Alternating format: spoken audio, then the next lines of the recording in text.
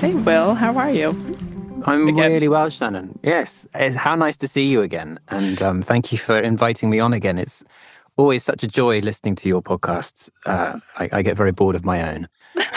That's not to discredit any of my guests. I just listen to them over and over and over. So it's so nice to have new content because you do more content than I do. So it's so nice listening to lots of American swimmers.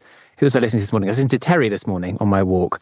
And that was such a lovely chat because she had this beautiful enthusiasm for the water that was Right? sort of infectious. And I love those. I love those moments in your podcasts where you feel like you're sort of feeding off other people's energy Mm, before you go for a swim. So thank you, and it's delightful to be back. that's the kindest thing that anyone's ever said to me. Well, and that's why I do it because I just love of that, like hearing other people's enthusiasm. Because, like you Right, said, it just gets you psyched up, and then right. you want to just go see if you can feel it too, or maybe it inspires you to swim somewhere you hadn't considered. And All it's that. just such a gift to be It's able a to hear gift. people's stories. And I was at our pool here, Sea Lanes. We have, which I talk about a lot on the beach the other day. And I occasionally do a little photograph. I'm an ambassador for a goggle company, and so someone recognised me from that sort of picture that I took and came up to me and started waxing lyrical about my podcast and how it's helped her get back into the water and how it's helped her overcome demons. And she got quite emotional. She also mentioned your podcast about, that sort of arena of people talking about the water. And it was so flattering and so humbling to know that actually, we sit in these little booths talking to some amazing swimmers, but actually the outreach is far greater than I ever thought possible. And it touches people in lots of different ways. So that's really nice. Yeah, I love it. It's such great work. And it's so good to have you back here because I think it's been a couple of years because you've It been has. swimming some stuff. So you got to give us an update. Well, yes, I think the last time we spoke, I'd had my English channel booked and I was going to swim around Jersey. Hmm. And that weird thing that happened to me while I was interviewing Sally Minty Gravitt, MBE, who swam the channel every year of her life, every decade of her life. Sorry, Hmm. sorry, Sal. She and I had this history in which I had no idea about, that she used to babysit me as a kid. So when I was interviewing her, talking about the fact that had this English channel planned the following year, she said, hang on, hang on, hang on. I used to babysit you. I'm sure of it. She mentioned my father, my dad, and my mother. And so I went and swam, thanks to her, I went and swam around Jersey. She was on my crew for Jersey. She was on my crew for the English channel. And we can talk about the Wow. importance of crew because, I mean, she's just like this magician on swims. Oh my Um, gosh. Tell us. I want to tell well, me I more will. about what I it's mean, like to have a magician on your swim. there's nothing she doesn't know. And as a Hmm. result, she's sort of one of the most confident people you could ever meet, especially when you're swimming. So I swam around Jersey, um, and she's obviously from Jersey, so she knows the water very well. And I had a great crew for that 65-kilometer swim, which is tide assisted. So I think my average pace was about a minute per 100. Wow. Um, and we left. We were forced to leave at 20 minutes earlier than we had wanted to, based on my anticipated swim speed. So that was that was the only thing that logistically we kind of got wrong.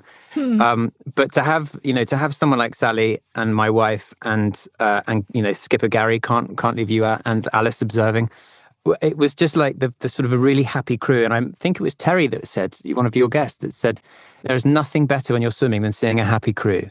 And that's entirely it. Sally knows the waters. She knows exactly where we are, what we're doing, and so there was very clear instructions for that round Jersey swim. And I think we got to Corbière just under world record pace. The world record, I think, is just under 9.5 hours. And we sort of got to Corbière a good sort of 10, 15 minutes in front of where we wanted to be. But of course, it's one of the most technical swims you can do because the tides are so strong. So, like all these swims, it's got to be absolutely perfect. Mm. And we hit slack on the south coast on a stretch of water that usually only takes 2 hours to get back to Queen Elizabeth Whoa. Castle. And it took me 2 hours and 40 minutes. So I was sort of, by the end of it, I was 20 minutes over that pace. But who cares? It was a successful swim, and that's all that really mattered. It sort of Right. fed into my ego a bit as we were swimming around, when knowing that we're on for a really good time. Yeah. But it was just magical, that, because I've never been to Jersey before, and it's one of these islands that is so unique and reminds me of sort of parts of the Mediterranean in places, in terms of the way it's sort of the rocks are formed, The water was beautiful and warm and clear, and sadly didn't have any dolphins. Every other person who swam that season had dolphins. I Oh didn't. my goodness. It was just absolutely glorious and sort of the perfect preparation for, a bigger swim like the English Channel, because once you Mm. put that in your body, as you well know, your body's familiar with sort of transcending that sort of distance. So Hmm. again, had Sally on my English Channel the following year, and we were on the Dover coaster for a while. We thought we were going to go, then we weren't, then we were, then we weren't, and we went. Uh, Before you get into when you went, tell me what it was like being on the Dover coaster. well, I mean, it's hideous. And there's a mate of mine, Andy, was on it this year, and he took him 2 months, 2 months to actually get his crossing in. Wow. He just got so unlucky, and he was meant to go at the end of last year, but unfortunately, one of the pilots had a malfunction with their boat, so they canned. Mm. The last sort of 3 weeks or one and a half tides worth of people, Oh my all gosh. of whom were into the following year, and he only found out, I think, on the Saturday before his tide opened on the Monday that he wasn't going to go last year. So Oh my gosh. so he'd been on the Dover coaster for sort of 7, 8 months, but it took him. He only went a couple of weeks ago. So I feel quite lucky in that respect. But everyone becomes an expert meteorologist, don't they? When it's getting close to their swim, and ultimately it's the pilot's job. In all we've got Right. to do is swim, right? And so I try and remember that, when I'm saying, oh, it looked like a little bit of clearing on Wednesday night, and I shut up. It's absolute nonsense.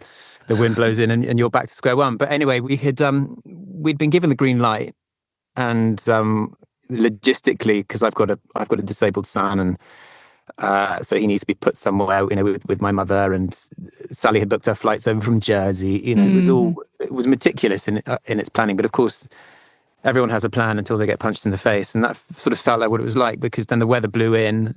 I was literally making up my feed, and that was that. So we were stood down, and I was told I was going to have to wait probably, I think, 8 weeks, not quite 2 months. He was going to put me in the middle of September, Oh my gosh. and I was like, hang on, hang on, hang on, hang on. Surely with a clear window, you might be able to clear some of the decks. He went, well, I'll see. It just doesn't. The long forecast doesn't look good. Anyway, largely thanks to Sally's relationship with my pilot. My pilot was Eddie, who was brilliant, by the way. I've got nothing but praise for the wonderful Eddie Spelling. And Alice, Sally, Minty Gravitt knows Eddie quite well. So I was able to sort of message. I didn't feel bad messaging Eddie sort of every third day, saying, I am ready to go. Just so you know, I'm ready to go. All right, mate. Yeah, chill out. And eventually, I think perhaps just to shut me up, Eddie said, "Look, there is a tiny window. Uh, let's just go for it." And That I helps looked at you're the a weather forecast. fast swimmer too, right? So, Well, I'm not the fastest, but there are lots of faster swimmer than me. But I'm on the faster end. Yeah, I mean, mhm. I'd like to think on a clear day, I could swim somewhere around 10 hours. I know, but that's all conjecture, because no day's ever the same, right? Right. So we get down, and I've looked at the weather forecast, and it's pretty grim. And I walk down the ramp to see two relay teams walking back to the hotel, because Oh. they've been stood down by their pilot. Mm. And I walk up to a very smiling Eddie Spelling. He says, "All right, mate. This is the lay of the land." He said, "We've got a force 5 expected at 5 o'clock. If we start the swim at 7 and you swim fast, we might just sneak in to the cap before the wind blows us to bits." I was like, "All right, that sounds good." And I thought, it's now or never, right? It was that situation where, you feel like this is what we've got to do. Everyone's Hmm. here. The stars are aligned. So Yeah. we were the only boat went out. And just before we went, Eddie said to me, "The eyes of the world are going to be upon you, Will. The eyes of the world are going to be upon you." I thought, well, great. That's a lot of pressure. So we started the swim. I think it was a sort of 2 to 3 to start in the English inshore waters, which gave this very lulling swell in very clear water, and there was this Mm. beautiful plankton in front of me. Well, there's no phosphorescence in this country, obviously, and it was the first thing in the morning, and the swell was so rhythmical, and I was falling into sort of this void of space, and it's the only time it's ever happened to me, because I don't tend to get sick when I swim. Oh. I felt really, really unwell for the Oh no.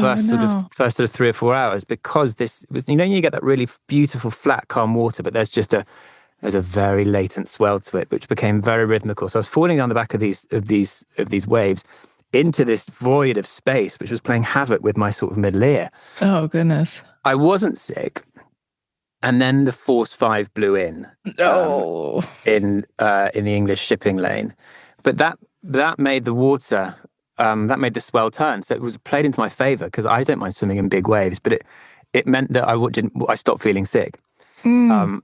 And I started to enjoy myself a bit. The sun was out, we're making good progress, albeit slower than I think we had wanted. And then I got over the separation zone into the French shipping lanes, and it became a force 6, Ah! which is when the umbrellas turn inside out, is the kind Mm. of Beaufort scale gauge. So I was swimming very happily, not a problem in the world, being told that I was now a member of the force 6 club, which played into my ego like you wouldn't believe. I mean, I just thought, wow, I am so special. I am. How lucky am I to be in this elusive club? And that's the actor in me talking. But part of me was like, hang on a minute, like, at what point does this stop being safe for all? Mm-hmm. Because I'm fine, but like, if the pilot's worried or people on board are getting sick, they Yeah. become bigger than the sum of your parts. But Eddie came up on deck, said, "Look, he's happy. We're making progress. Let's just keep going." Alice and Sally weren't being sick, thank God. Even though I thought at one point they were turning a bit grey, but they're Oh both goodness. they're both pretty experienced at the sea. So Wow. on we went, and that was about as eventful as it sort of got until it was getting dark. And of course, if as soon as the sun went down, I was going to have to be pulled because in those conditions it would be unsafe to swim in the night. Mm-hmm. I began to realize this, unbeknownst to me, because I was swimming on the port hand side of the boat, so I couldn't see the cap because we were approaching the cap from the other direction. So all I could see was Wissant in the distance, and I realized it was getting dark. I put two and two together, like there was a bit of sort of some ashen faces on deck, and I thought, like, I've still got like miles to go because all I could see was Wissant far away to my left. And I began to get rather depressed. I was like, oh God, all this nonsense of swimming in big waves. We've come this far and, we're 11 hours in and I'm not going to finish. Mm. And I put my head up and I said to Sally and Alice, I said, look, if you're going to call it, call it. Because I could see that there was some quite heated discussion on the boat. And I was promptly told just to shut up and swim, get my head down and swim. And it just so happened at that point, I was desperate for the loo. And for some reason, I've lost the ability to pee when I swim. I don't know if you can do this, but I used to And be able it's to. so hard. It isn't it? But I used to be able to do it, and I can't do it anymore. It's really annoying. So I did that thing where I put my head in the water, concentrated, and floated to the back of the boat. Whereupon the cap, in all its beautiful magnificence, suddenly appeared like as close as anything I'd ever seen in any pictures. And I Whoa. was like, "Oh my God, we're here!" They're like, "Yes, just shut up, swim, you idiot." That was it really. And then I started swimming. In the words of great Anna Wardley, my tits hit the sand. I hit the restaurant just to the left of the cap. And the lovely Patrice, who I'm sure many of your listeners will be familiar with, was there to greet me. And I made very sure I didn't shake his hand until I was clear of the water. That terrified thing. He goes, "How are you? Well done, William." And I'm really glad I did A-level French because that's when it really came into its own from my school days. A quick merci beaucoup, and then I swam back to the dinghy, which had broken down halfway between the boat and the beach. But that's what's another 200 meters. What's another 200 meters, right? And it felt great. I mean, it certainly was the hardest swim I've done, and I say that because I recognize afterwards I was spent. Because it's that adage of as soon as you see the finish, mentally you start doing gymnastics. Mm-hmm. If you don't see the finish, but you're making progress, mentally you are in that elasticity of time. You're in that free space Right. to remember to enjoy yourself. But as soon as you see the finish, that's when your brain is pulled out of that grounding into something that is a little more full of ego or full of termination or full of the end is in sight, and it's a really dangerous thing because Mm-hmm. physically, I think I was okay, and that might be my brain not remembering the hard bit of finishing, but physically, I think I was okay. Obviously, I don't think I would have been able to do a double, but like there was no aches, there were no pains. Physically, I was quite Nice. solid, but Nice. mentally, I was definitely done. Mm. And it's that thing that you always talk about of how time in that middle section, I remember very little of the middle of the swim because it was the most enjoyable. Interesting. Yeah, I that's only, great. soon as you can see the end, That's when your brain starts going, okay, good, we can stop soon. We Yeah, can rest, as opposed to just being present and in the moment, isn't it? It's so interesting. it is. I've been tracking that ego in my own swims, like seeing it come into the room and just being like, I don't know. It's fascinating to me to hear you mention that several times already. So let's Well, dig into our ego in the room. it is, isn't it? The thing is, I'm so aware of it because I still race in the pool. Mm, And after the channeling, I set a lifetime best in the 1500 meters after the channel, which I was just like, how did that happen at wow. 44? So I'm still, when I train, I still have to work quite hard at making sure that that's not getting in the way of myself. Mm, And trying to leave that away when I'm, just enjoying that swim for what it is, or that training swim for what it is, and where you are at the moment. Not trying to compare myself to previous days, not trying to compare myself to another swimmer, or trying to overtake another swimmer, as many times as I can. It's just absolute nonsense. But that's what sometimes I'm guilty of, and it's something I'm really trying to work on, because it takes away from the presence of the swim and the enjoyment of being in the water itself. And no more so than, when they say, for a good reason, don't look at the end when you're yeah. swimming the channel. And so, yeah, I've got a much longer swim plan next year, which I haven't announced yet, but that's a 70K swim Ooh. where I'm hoping I don't see the end at all. I can, it'll never appear. Right. Um, so Somehow like, scrape the bottom, right? exactly. But I know that now. And what is so interesting about this last year, what I've learned the most, is that the longer the swim, the longer my mental preparation, and that goes for anything. So I can't just turn up to the pool and swim 10K, for example. Mm, I have to have planned that at least the week before in my head, so that mm-hmm. my brain knows at that moment that's what I'm going to do. The amount of times I've last minute joined friends for a 3, 4 hour, 5 hour sea swim, and like struggled after Mm. 2 hours, because mentally, even though I've got all my usual feeds, I'm just as fit as I was last week when I did a 3, 4 hour swim. Mentally, my brain hasn't quite, whatever you want to call it, hasn't quite dissected that moment in the future enough in that preparation. Hmm. And I find that fascinating about myself, because there's no reason why. It's just all in the head. Yeah. Yeah. There's so much to the head. It's just such a huge part of the training for sure. It is Well, interesting that they said for you to say that, like, even just like a 10K swim, like you can't just turn up and go do a 10K swim. I probably couldn't either when it comes down to it. It's like too no. much. I mean, when I say that, I mean, like, if I planned a 10K swim next week, Yeah. if I was going to do 100 100s next week, I'd plan it now, and then, Hmm. we're recording this on a Monday. Then next Monday, I'd be able to go and do that, right? Right. Right. But I, like tonight, for example, I'm going for a swim on my own, and I couldn't just say, right, I'm going to swim 10K tonight, because Right. I haven't had that mental time in order to kind of build myself up to do it. I totally agree with you, the mental preparation part, but I feel like there's also the external factors that need to be in place to like I just don't feel like I ever have the expanse of time to No, just be like no, to change the plan at a yeah, lot you're of right. time. But even when you have the time, Yeah. I find it so interesting. Even when I have the time, my brain doesn't let me, Yeah. because Yeah. that's why I've learned more in the last year, that actually it's more in the head than I think I had ever given it Mm-hmm. credence to. Because yes, you train, and when you're training for a 10-hour swim, whatever it might be, of course you do your Mm-hmm. 6 hour as a qualifier, and you're running down the clock, which is the hardest thing to do, running down the clock. It's so awful, because you're just swimming, you're not going anywhere, you're just running down the clock.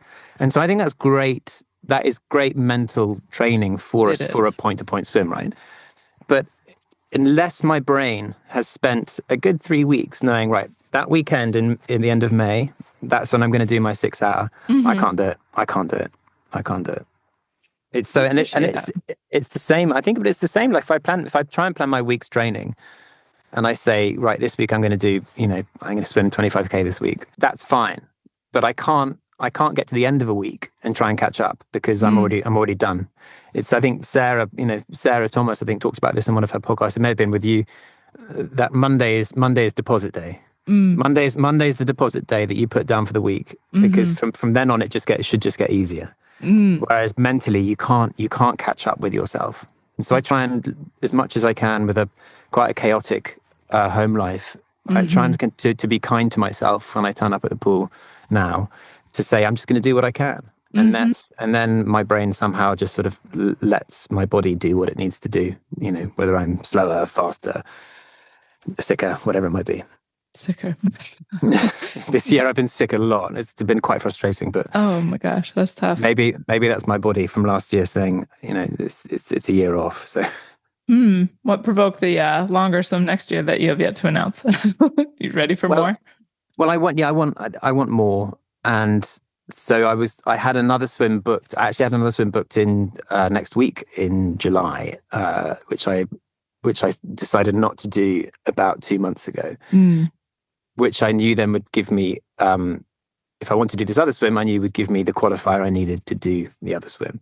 So that felt like serendipitous. Serendipitous. Yeah. Serendipitous. There you go. I also, I'm swimming up an English Channel relay at the end of September for fun, and Oh, cool. I've got a 10K swim in September, and I've got short course Masters Nationals here in October. So like there's still lots to swim for, but my son seemed to bring back every single virus from his school this year, which seemed to Mm. hit all of us really hard. And so there was a lot of interruptions. Life was getting in the way.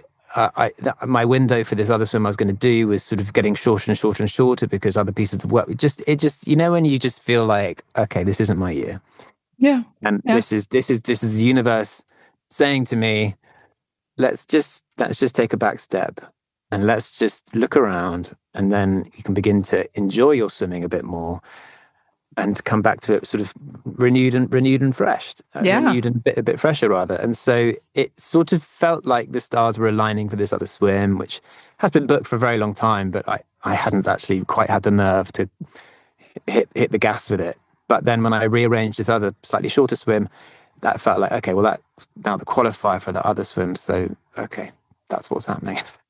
Yeah. Yeah. So, yeah. I think when you So, bring up yeah. a good point about I think taking a step back and making sure you know what you're doing it for. It's amazing to me. You still do like pool swimming, like racing and stuff as well as this long Well, stuff. there's a cohort of people I've been swimming with for sort of 20 years across the country who still enjoy pool swimming. And the 1500 was always my swim as a masters athlete. I never raced it as a child. Um, and I've always wanted to go under 18 minutes. It's been short course. That's always been my like dream. If I can do that, then I probably could retire from swimming. So it hasn't quite happened yet. In October last year, I think I went 18:11, I think. So Mm, I've still got quite a lot of time to drop, but it feels on a good day, it feels doable if I'm rested, and it's a fast pool we have in Sheffield as well. So if any of you like, everyone sets personal bests at Sheffield Ponds Forge because it's a really fast pool. nice.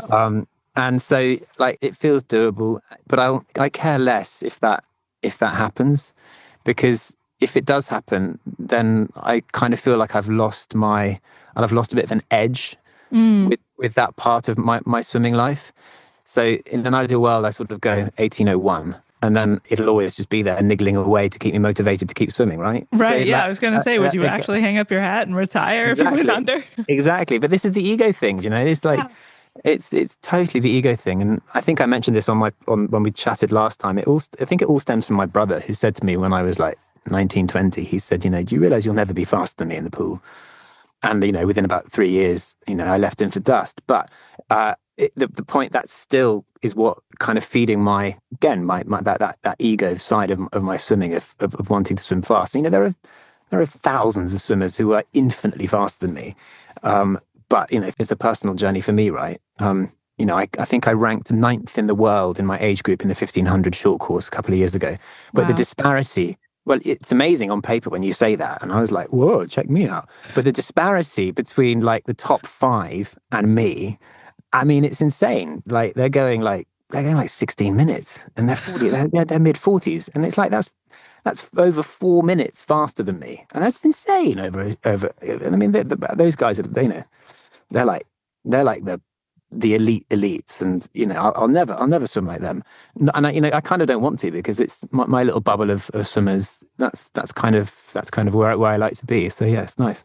Well, it's interesting how we can, extend ourselves in so many different ways in the water. You could be, yeah, ninth in the world in 1500, but you're also, done the English Channel and you swim around Jersey and you're looking at swimming longer. Like, are these other swimmers doing that too? Like, we all get to have our own story, Well, right? this is it. You're absolutely right, Shannon. You're absolutely right. And this comes back to this idea of ego, which is something I've always had to deal with in terms of being competitive. I'm the youngest child, right? So I've always got this fierce sense of competitiveness in me, which is again something I'm working on, something I'm learning to kind of serve me rather than, become a destructive force. Hmm. And yeah, I mean, I feel very privileged to have been able to swim the channel and sort of swim around Jersey. I feel very privileged to get to speak to all these amazing swimmers, every year through the podcast channel. And they all inspire me and they all make me feel, regardless of, where they are, who they are, they all tap into something that makes us feel good about our relationship with the water. And Hmm. and that's what I think that's why I ultimately I enjoy it so much, because I find it very grounding and I find it inspiring. And yeah, everyone's got a unique story that resonates, right? Yeah, absolutely. When you say that you're, working on it about the ego, noticing your ego in the room, like what does that mean? I'm so curious, just as because I also feel like I'm working on it. I'm just wondering what it Well, means to you. it means that, I guess it means that, if like, so I'm about to go on holiday with my brother, where we'll undoubtedly do lots of swimming and lots of free diving in the next week. Nice. And it means not caring Mm, that I'm diving deeper than him, or that I'm swimming faster than him, or vice versa. hmm. He won't swim faster than me, and that's not my ego talking. But like, that's like, it doesn't it means letting go of that, because Hmm. it's the most meaningless thing in the world. But because we are siblings, somehow that is in my makeup, in the fabric of my DNA, for whatever reason. Hmm. But it means going to the pool and not holding on to your set too tightly if the pool's busy. It means being kind, even more kind to yourself when you're swimming and things aren't going right or things are getting in the way.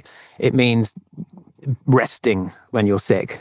Right. It's just looking at the bigger picture, which you Yeah. correctly identify when you mention, look at, you swim the English Channel, whatever.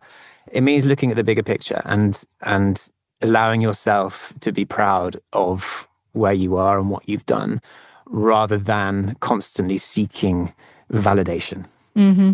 Right.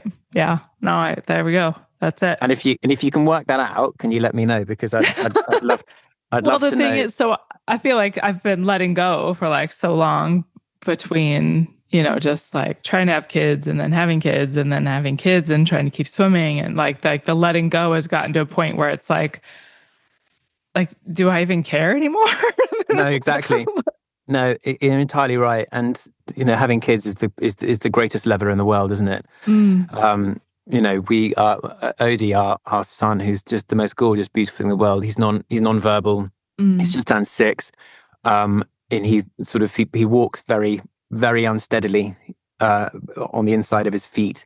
So he needs constant supervision. mm-hmm, Uh, and like, every little milestone that he makes in terms of his development, because obviously he's very behind developmentally, mm-hmm, we celebrate mm-hmm, in a way that I think with a neurotypical child, you would take that sort of developmental pathway for granted.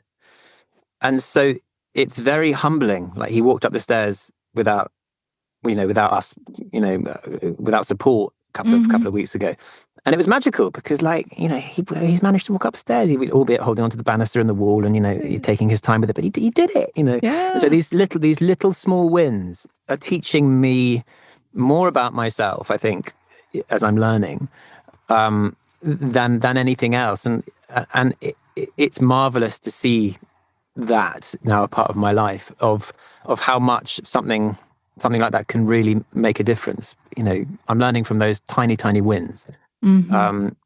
He's using a cup or using a fork, things which we take for granted. So I think is aligning those small wins again with when we come back to swimming. It's aligning a really good week's training or a good day's training, and allowing yourself to feel really good about that again, as opposed to just thinking, well, I should be able to swim, X I should be able to swim 3K today, or I should be able to swim 3K this morning and 3K tonight. What's the big deal? No, you can't take these things for granted. Right. And same with our health and our fitness. It's being present in those moments to really appreciate where we are at now, because nothing is permanent. Everything is in a state of decay, as someone once said to me, which sounds really Absolutely. depressing. Yeah, we're all But, on but our way to the actually, grave. but it's everything is in a state of decay. So you just try and harness whatever that moment is, Hmm. um, for the best. I've got a bit philosophical there, but I love it. It's it seems like those sorts of things in my life are happening for a reason. So it's nice. I find myself, especially this time of year, where I don't like the BUSY word. So I just say it's my life is very full right now. And there's moments where I feel like I'm rushing and I try to just look out at the horizon and be grateful that I'm in transit between dropping my kids off and hurrying home to lesson, whatever it is. Yeah, But yeah, it's yeah. like to be that fine, to seek that presence in those moments. It's like, whoa, what a gift. Like it makes everything feel better. Doesn't it? And I mean, certainly a lot of my friends in this country, my non-swimming friends, we're mid 40s, so most people are at the stage of where, if they have parents that are alive, Mhm. they're starting to kind of prepare themselves for the inevitable, and that seems to be a massive leveler for my friend group at the moment. Like everyone seems to be sort of curling together and coming together and sort of rediscovering each other again, because of we're realizing how close we are to that Mhm. ourselves. And it's mortality is everywhere in that regard. So I don't mean to get depressing.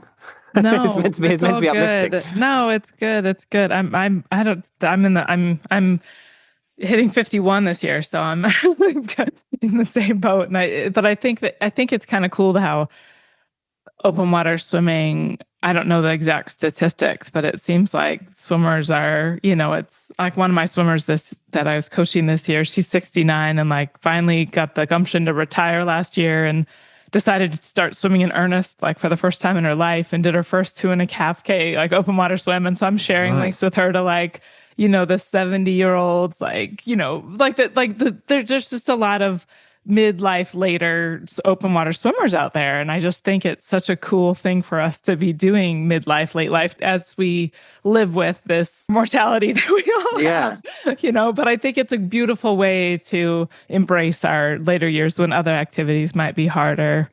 100%. And I think for like, what's the adage? With global warming, sea Mm-hmm. levels rise, swimmers Mm-hmm. live forever.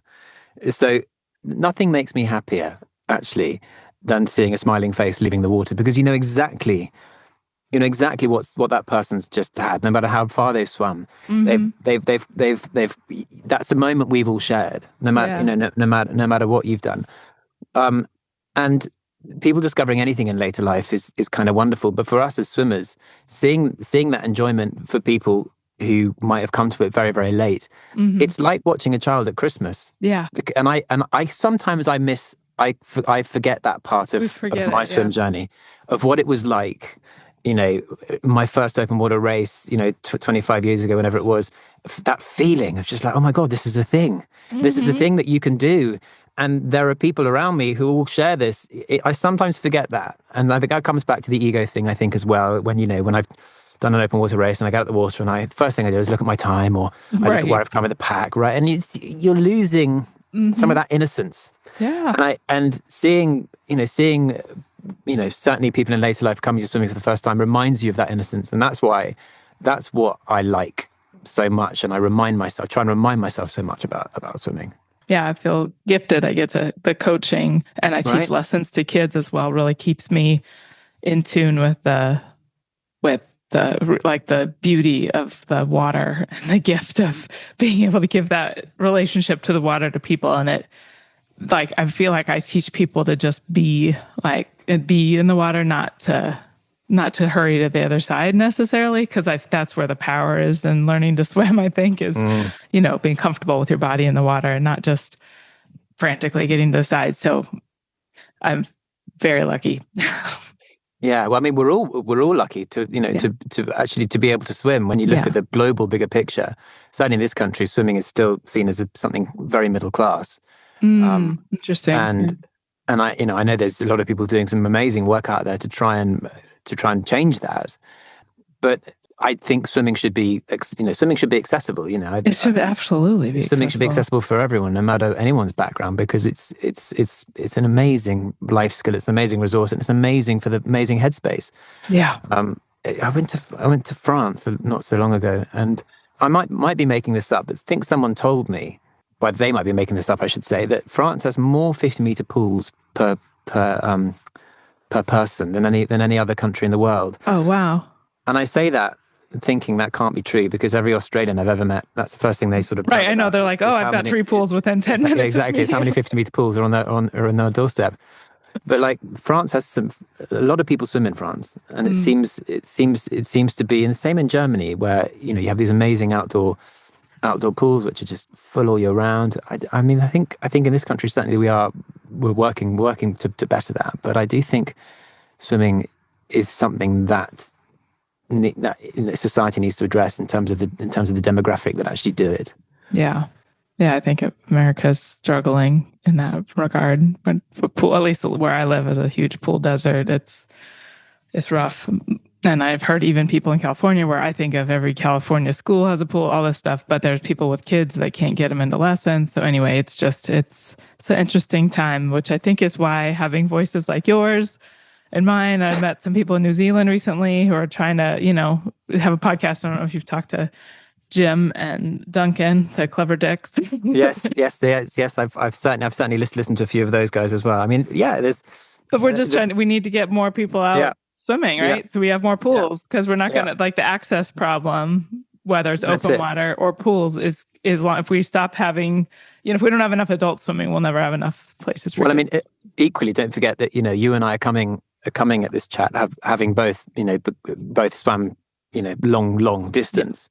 Which again is not, it's an expensive sport, our sport. Yeah. And that's the other thing that, but you can't do our sport without having learnt to swim first, obviously. So like from the ground up, I suppose. But that's another thing that I feel very lucky to be in a position to actually do these swims. Yeah. Because, they're really not cheap. No. And I'm working with a charity next year, which hopefully will be the reason why I'll be able to do this very long swim. But like sometimes I look at what I might have spent in a year on swimming, and I sort of have a slight heart attack, and I think, well, how have I done that? Where does that come from? Right. Anyway, that's another story. But tell us about Amaze. Are you raising money for Amaze? It's Amaze, right? No. Oh, okay. No. I don't want to say too much, because it's not been, nothing's official. Okay. Nothing's official yet, and it hasn't actually been greenlit by the charity. I will always work with Amaze. They're a wonderful charity. But for this particular swim, I'm going on a slightly different direction if I can.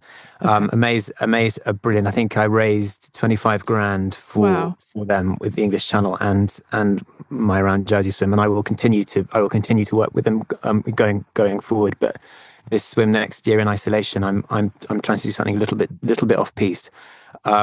So yes, that's not been. The ducks aren't quite in order just yet for that. So that's all right. It's not something good. We'll skirt around that. Yeah. We'll have listeners follow up and listen on your podcast. I'm sure it'll be a big announcement. Okay. Well, maybe could all fall by the wayside, in which case, no, there'll be no swim next year. But hopefully not. Yeah, hopefully not. Stay present. Exactly. Happen. Thank you, Shannon. Thank you for reminding me. Exactly.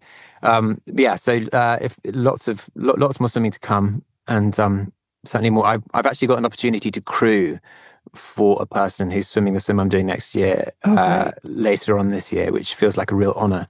And that'll be the first time I've actually crewed. So it's a 70K swim, so it's a proper job.